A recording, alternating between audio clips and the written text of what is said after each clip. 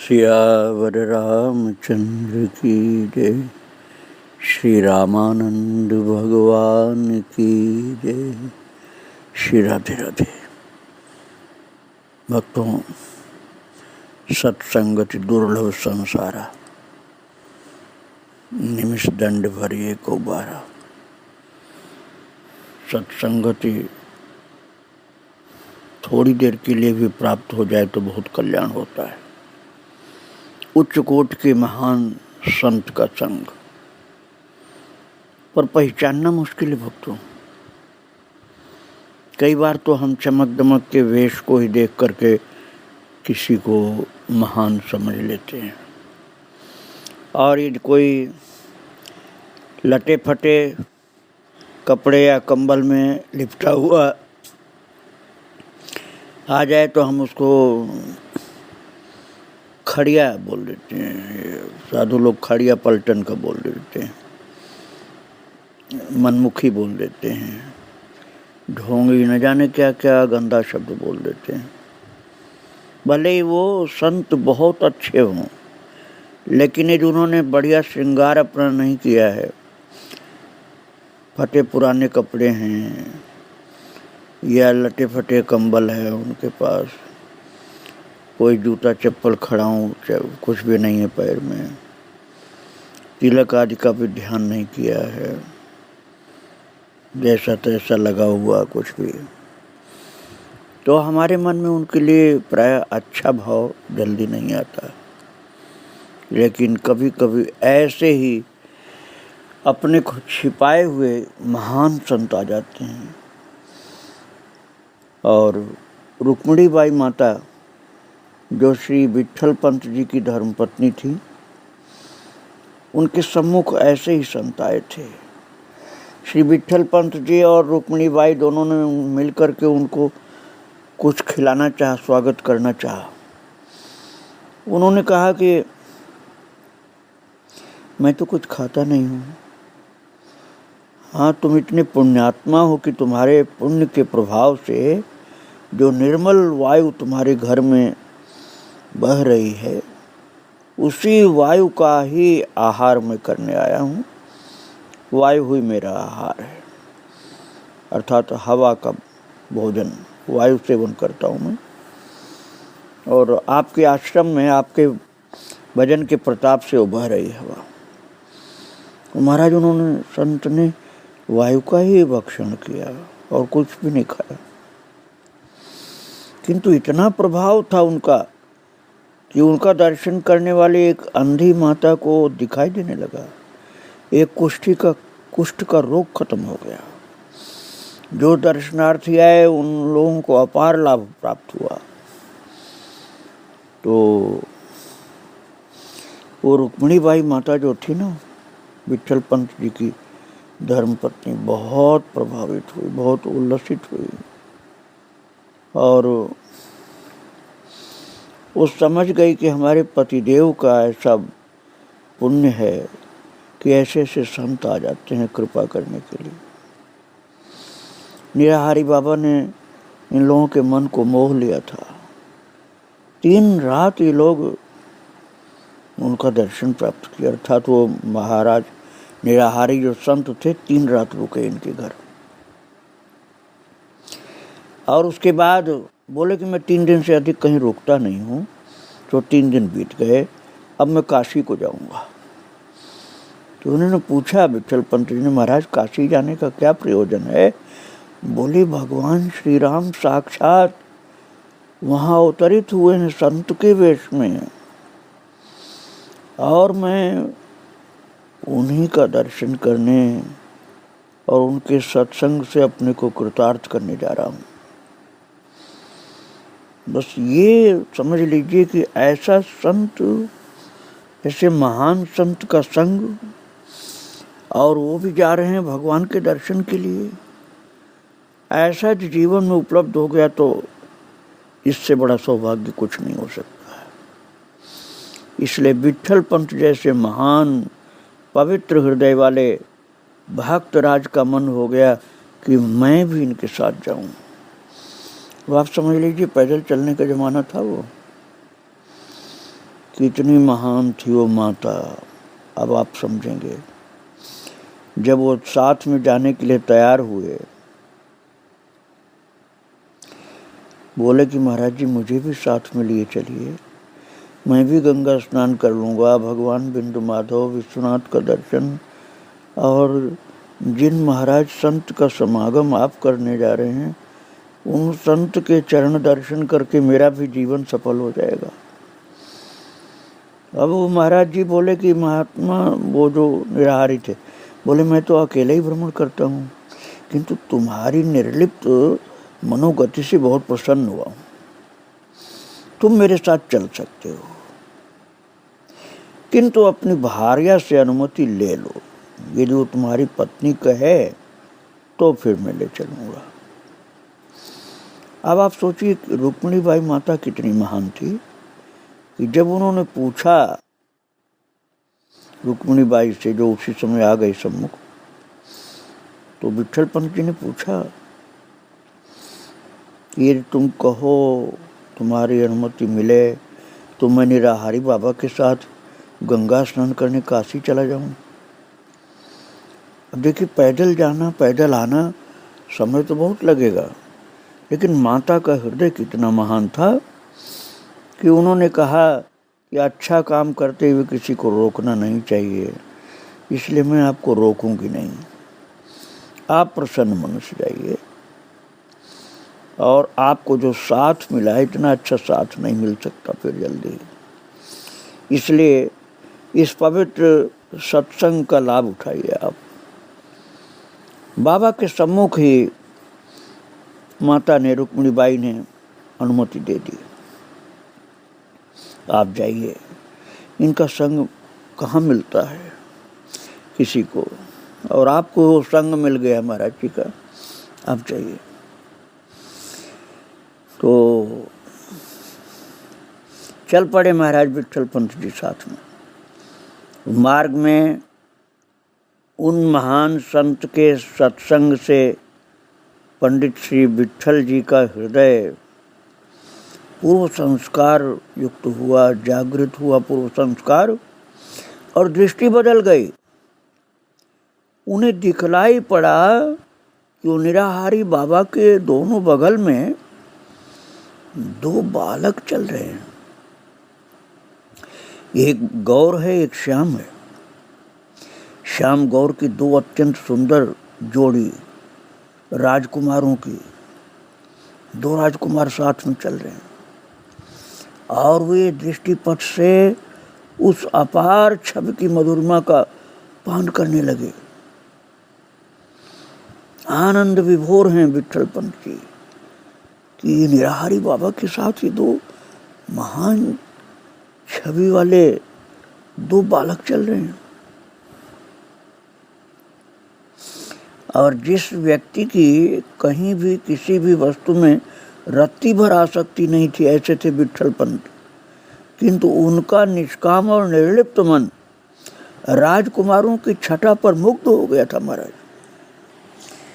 और जब विचार करते थे श्री विट्ठल पंत जी, तो खुद आश्चर्य में पड़ रहे थे कि तो बहुत बड़े आश्चर्य की घटना है कि मेरा मन तो कहीं आकर्षित होता ही नहीं, और इन दोनों सुंदर कुमारों में आकृष्ट हो गया है। उन्हें यही प्रतीत होने लगा कि निराहारी बाबा मानो विश्वामित्र हैं और दोनों राजकुमार राम लक्ष्मण हैं। अरे ये घटना तो बिल्कुल ऐसी ही लग रही है, लगता है कि सच्ची बात है ये। और साथ साथ चल रहे हैं, मन में आनंदित हो रहे हैं दिव्य दर्शन प्राप्त करके। एक दिन महाराज जी ने, अर्थात ये विट्ठल पंत जी ने बाबा से, निराहारी बाबा से कहा, क्षमा कीजिए, मुझे ऐसा प्रतीत होता है कि आप महर्षि विश्वामित्र हैं, तभी तो आपके अगल बगल में राम लक्ष्मण मुझे दिखाई देते हैं। निराहारी बाबा हंसने लगे, बोले आपने तो पहचाना, लेकिन अपने को नहीं पहचाना क्या? हंसकर बोले निराहारी बाबा तो क्या आप महाराज जनक नहीं हैं क्या?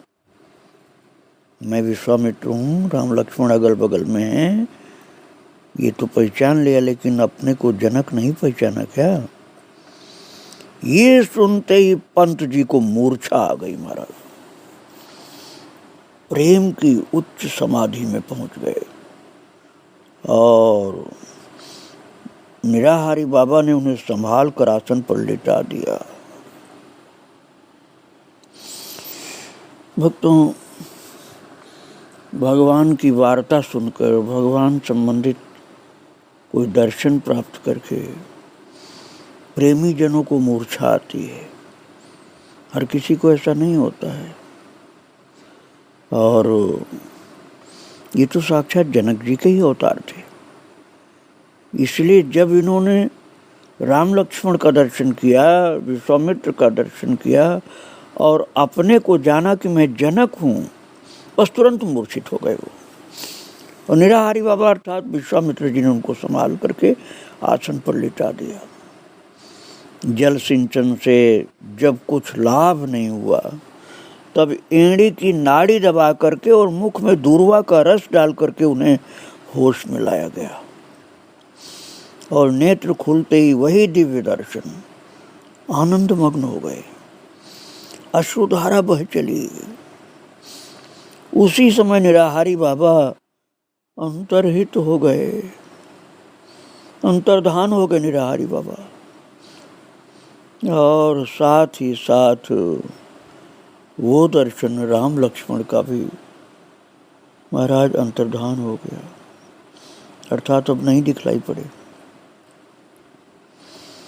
अब तो बहुत चोट लगी, जैसे विट्ठल पंत जी को बहुत चोट लगी। ये क्या हुआ? मैं अब अपने को पहचान पाया तो अब मेरे प्रभु, मेरे राम लक्ष्मण कहाँ चले गए? विश्वामित्र जी कहाँ चले गए? ये तीनों लोग अंतर्धान हो गए। बहुत गहरी चोट मन को लगी कि अब क्या करें, जीवित रहना बेकार है। काशी से 1 कोस पश्चिम एक ग्राम में वट वृक्ष के नीचे जहाँ टिके हुए थे, वहीं ये घटना घटी थी। भक्तों, काशी पहुँचने वाले थे, 1 कोस पश्चिम अर्थात 3 किलोमीटर रह गया था बस। अब तो विश्वामित्र और राम लक्ष्मण तीनों अंतर्धान हो गए। और रोते रोते पंत जी की आंखें लाल लाल हो गईं, विरह व्याप गया।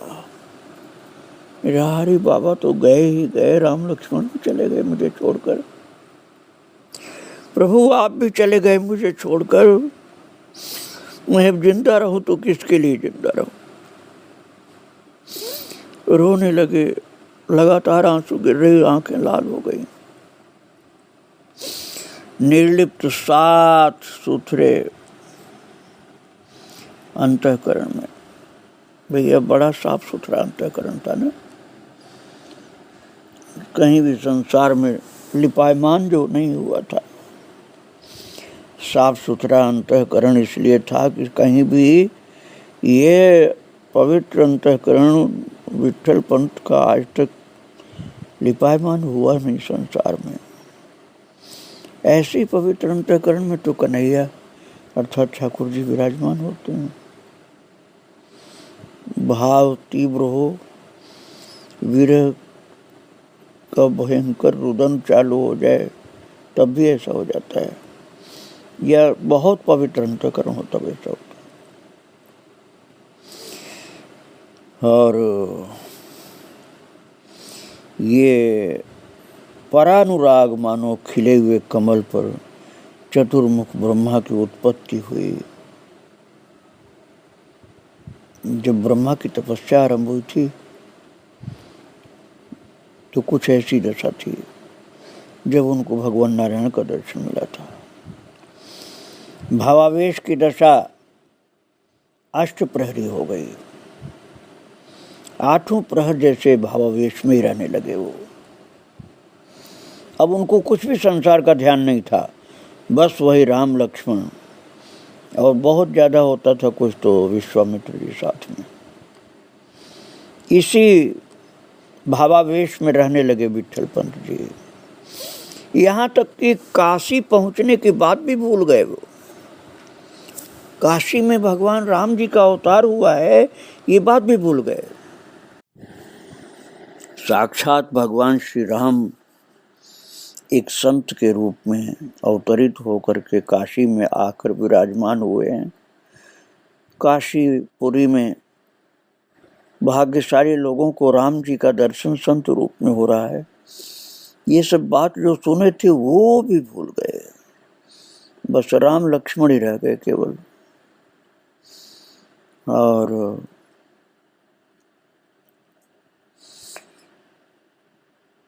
जब बहुत ज्यादा विरहातुर हुए हैं, समाधि सी लग गई, फिर निराहारी बाबा को भी भूल गए, अपने को भी भूल गए। अब केवल श्याम गौर के ध्यान में निमग्न हो गए। श्याम गौर राम लक्ष्मण जी इन्हीं के ध्यान में निमग्न हो गए। और हित पटल पर युगल मूर्ति की छवि अमिट लिपि में अंकित हो चुकी थी। हृदय पटल पर बस राम लक्ष्मण की ही प्यारी छवि अंकित हो गई थी।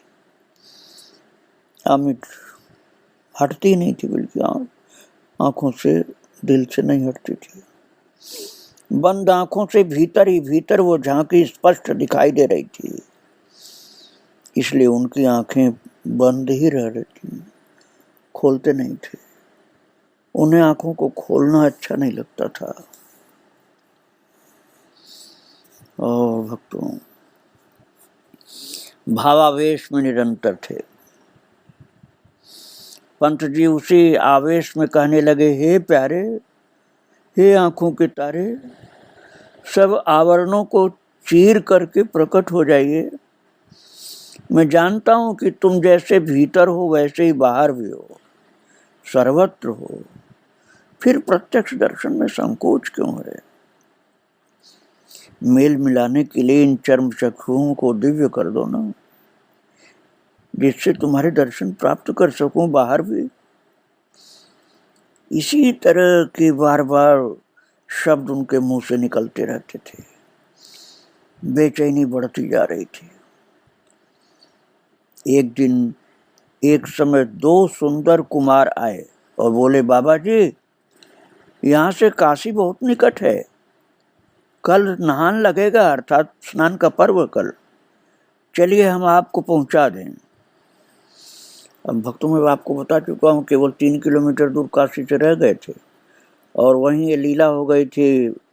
राम लक्ष्मण और विश्वामित्र जी अंतर्धान हो गए थे, बस अब तो काशी जाना ही भूल गए वो। अब तो राम लक्ष्मण के ही आनंद में पागल की दशा हो गई थी। और भक्तों वही फिर आए, वही राम लक्ष्मण जी सुंदर दो कुमार के रूप में आए हैं और बोल रहे हैं, बाबा जी, काशी बहुत निकट है, कल स्नान का पर्व है, चलिए हम आपको पहुंचा देते हैं।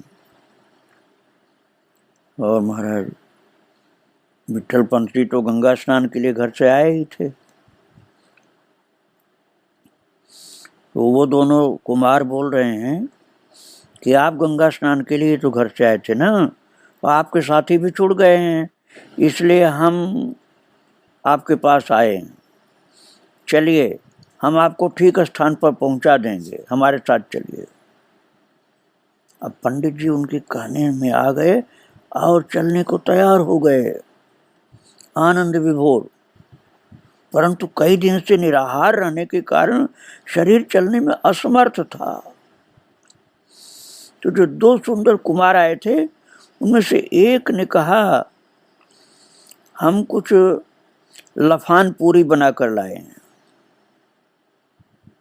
एक प्रकार का पकवान समझिए आप, और चौराई का शाक भी है, आप कुछ पा लीजिए, पूरी और शाक पा लीजिए, शरीर में बल आ जाएगा, तब आप चल सकेंगे। तो महाराज पंत जी प्रसन्न हो गए। भक्तों वही दोनों दिव्य बालक जो आए हैं पंत जी के पास, पंत जी अर्थात विट्ठल पंत के पास जो आए हुए हैं काशी ले जाने के लिए, देखा तो ये तो चलने लायक है नहीं, कई दिन से कुछ खाया नहीं था, तो शाक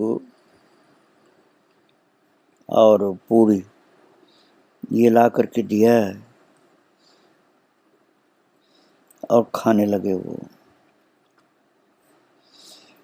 तो पात्र में जल ला करके रख दिया, और जब वो पाने लगे विट्ठल पंत जी, तो लड़के दोनों दो थे ना, बड़े सुंदर प्यारे, वो जय गुरुदेव जय जय गुरुदेव ऐसे गाने लगे, और जय गुरुदेव जय गुरुदेव जय जय गुरुदेव की ध्वनि बोलते हुए ताली बजा करके गाते थे, खूब आनंदित हो रहे थे। और जब पा चुके हैं प्रसाद, आचमन करने लगे, तब बच्चों ने पूछा, कहिए कैसा था? तो विट्ठल पंत जी ने कहा, ऐसा स्वादिष्ट भोजन तो मैंने आज तक कभी नहीं पाया था, मैं बहुत प्रसन्न हुआ, तुमने मेरी प्राण रक्षा की, जीते रहो, आनंदित रहो, मेरे रोम रोम से आशीर्वाद निकल रहा है। अब मुझे विश्वास हो गया है कि तुम लोग मुझे गंतव्य स्थान तक पहुंचा ही दोगे। चलो अब चलते हैं। महाराज दोनों लड़के देखो कैसे कृपा प्रभु कर रहे हैं, डंडा कुंडा उनका संभाला, यात्रा में जो कुछ उनके साथ सामान था उसको संभाल लिया, और तीनों लोग चल पड़े, दोनों बालक और विट्ठल पंत जी, तीनों लोग चल पड़े काशी की तरफ। अब भक्तों सारी रिद्धि सिद्धि तो चरणों में उनके रहती है, कोई चीज असंभव तो था ही नहीं उनके लिए, योग शक्तियां भी प्रकट थी, इसलिए ठीक पंचगंगा घाट पर पहुंचने में कोई देरी नहीं लगी। और वहां जगत गुरु भगवान स्वामी श्री रामानंदाचार्य जी के आश्रम श्री मठ में उन्हें बैठा करके, उनका झोली डंडा वहीं रख करके, और दोनों कुमार चंपत हो गए। अब पंत जी इधर उधर देखते हैं, दोनों का कहीं पता नहीं, तब उनका माथा ठनका, अरे ये दोनों बालक गए कहाँ? अब उनकी बुद्धि थोड़ी ठिकाने लगी, आप समझे कि इन बाल कुमारों के वेश में दशरथ कुमार ही थे, जिन्होंने मेरी इतनी सेवा शुश्रूषा की है। कहाँ तो मैं केवल दर्शनार्थ ही बेचैन था, और कहाँ गुप्त रूप से इतनी सेवा की मेरी। इस भाव के आते ही उनका हृदय करुणा से पूर्ण हो गया। और भक्तों इतने में आचार्य भगवान ने शंख फूंक दिया, अर्थात शंख बजा दिया, और वह दिव्य ध्वनि जब कर्णों के द्वारा हृदय में पहुंची, तब सब तंतु जागृत हो गए और सब चक्र खुल गए, अनायास से अनेक जन्मों का ज्ञान हो गया, भ्रम संदेह दूर हो गए, अचेत होकर के जैसे पड़े हुए थे अब सचेत हो गए, पूर्ण सचेत हो गए, और गुफा के द्वार पर जाकर के साष्टांग प्रणाम करने लगे। साष्टांग प्रणाम ज्यों ही किया, कृपा हो गई उनके ऊपर, पूर्ण कृपा हो गई गुरुदेव भगवान की। और महाराज अब तो गुरुदेव भगवान इतने प्रसन्न हुए कि पंच संस्कार पूर्वक उनकी दीक्षा हुई, मंत्रराज प्राप्त हुए, रहस्य भी समझाया मंत्र का। आश्रम में रह करके सदगुरु भगवान के दर्शन एवं सत्संग के साथ भजन करने लगे, और पंत जी का नाम विट्ठल पंत की जगह अब भावानंद नाम रख दिया गया। गुरुदेव भगवान ने, श्री रामानंद भगवान ने विट्ठल पंत का नाम भावानंद रख दिया, और भावानंद नाम से एक बहुत प्रेमी संत के रूप में प्रसिद्ध हो गए। भजन में ऐसे अनुरक्त थे कि कि उनको उनकी महाराज विचित्र दशा थी। भजन के प्रभाव से उनकी रही सही वासना का भी कुछ माना भी जाए कि रही होगी कोई वासना, तो उन सब का भी अंत हो गया। और हृदय कमल पर धनुषधारी राम जी का दर्शन लगातार क्रीड़ा के साथ होने लगा। सुंदर सुंदर लीलाएं भगवान धनुषधारी श्री राम जी उनके अंदर कर रहे हैं। कई कई तरह की ऐसी ऐसी लीलाएं कर रहे हैं कि वो हंसते रहते हैं। अब विट्ठल पंत नहीं है, वो तो भावानंद है, भाव के आनंद में ऐसे हंसते हैं राम जी की लीलाएं देख देख करके कि अनजान आदमी तो पागल ही समझेगा। और योग युक्त हो गए, यथात्मा हो गए। भक्तों, आपको आश्चर्य होगा, अब वासना की जड़ कट जाने से मोक्ष तक की इच्छा नहीं रही। मोक्ष तक की इच्छा भी नहीं होने से एकांतिक भक्त हो गए। और ठीक ही है भक्तों, जिसने भगवत चरणारविंद में सर्वस्व अर्पण कर दिया और भगवत साक्षात्कार कर लिया, भगवान की लीलाओं में एकदम सरस आनंदित डूब गया, उसके लिए वो घट घट व्यापी परमात्मा छिपा ही कहाँ है। सर्वत्र सर्वत्र उनका दर्शन होने लगा प्रभु का, सर्वत्र और सब वस्तुओं में प्रत्यक्ष दिखाई देने लगे। ऐसी अद्भुत उच्च अवस्था हो गई थी। अब इनकी स्थिति का वर्णन करना तो असंभव कार्य है, लेकिन इनके चरित्र को आगे मैं फिर आपको सुनाऊंगा। आज गुरुदेव भगवान और उनके महान शिष्य को प्रणाम करके यहीं विराम दे रहा हूँ। श्री राधे राधे, जय श्री राधे राधे। सियावर रामचंद्र की जय, श्री रामानंद भगवान की जय।